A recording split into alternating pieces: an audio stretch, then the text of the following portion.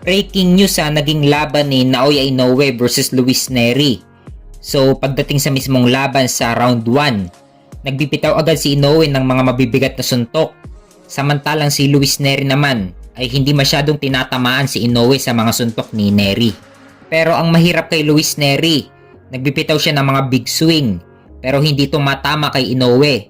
Puro power shot sana yun. Hanggang sa bumagsak na si Naoya Inoue sa kauna-unahang pagkakataon. Pagka-clinch ng dalawa, tinamaan muna si Luis Nery ng left hook ni Inoue.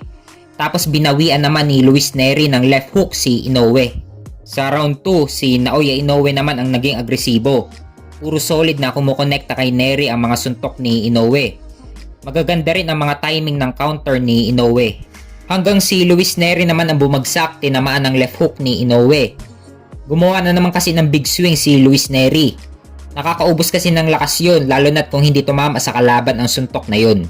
Sa round 3, solid na kumonekta ang mga suntok ni Inoue kay Nery. Mabilis at malakas ang mga banat ni Inoue. Hindi malaman ni Nery kung saan nanggagaling ang mga suntok ni Inoue. Sa round 4, maganda ang mga kombinasyon ni Naoya Inoue. Solid na kumukonekta kay Luis Nery. Hindi makapag-counter si Nery dahil sa bilis ni Inoue. Ang style kasi ni Inoue susuntok sabay mabilis na step back. Kaya hindi naka-counter ni Nery ang mga suntok ni Inoue. Sa round 5, ginagawa na lang punching bag ni Inoue si Nery. Hindi makahanap si Nery ng tiyempo kung paano ka-counteran ang mga suntok ni Inoue. Hanggang sa bumagsak ulit si Luis Nery. Tinamaan na naman ang left hook ni Naoya Inoue. At pagkatayo ni Nery, sinubukan niya makipagpalitan ng suntok kay Inoue. Pero maganda ang head movement.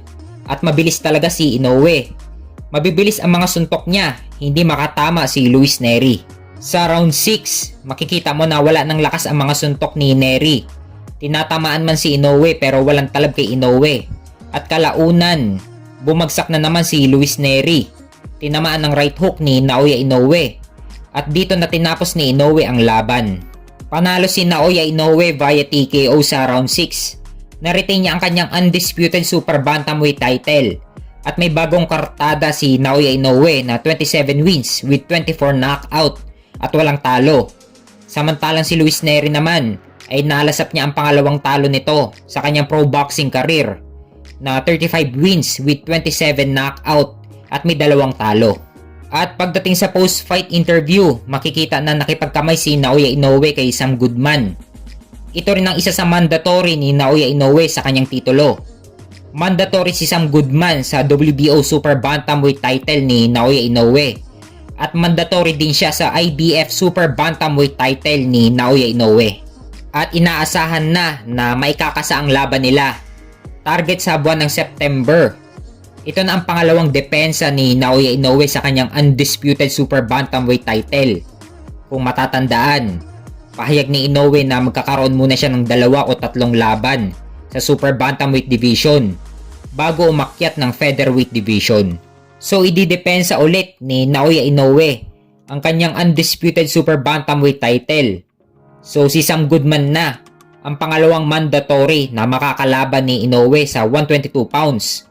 Kaya abangan natin kung kailan maikakasa ang laban nila.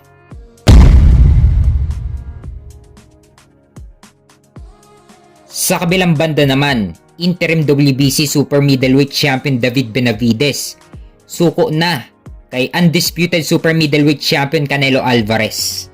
Opisyal na kasing umakyat sa 175 pounds sa light heavyweight division si David Benavidez upang labanan si Alexander Gvozdyk para sa interim WBC light heavyweight title. Ngayon, kung manalo si David Benavidez kay Gvozdyk, mandatory agad siya sa WBC light heavyweight title ni Artur Beterbiev. Magandang opportunity din ito para kay David Benavidez. Pero hindi madaling kalaban si Artur Beterbiev. Isang knockout puncher. May tulog din dito si David Benavidez. Pero magandang laban din ito sa light heavyweight division. Pero kailangan munang manalo ni David Benavidez sa paparating niyang laban kay Alexander Gvozdyk sa June 15. Undercard ni Tank Davis versus Frank Martin. So tuluyan na kayang iiwan ni David Benavidez ang super middleweight division at tuluyan ng mga ngampanya sa light heavyweight division? Si Canelo na lang kasi ang habol ni David Benavidez sa super middleweight division. At hawak ni Canelo ang lahat ng titulo sa super middleweight division. Kaya maganda kung ipag-utos na ng WBC na paglabanin si Canelo Alvarez versus David Benavidez. Ngayon, kung manalo si David Benavidez kay Canelo, pwede na niyang iwan ang super middleweight division.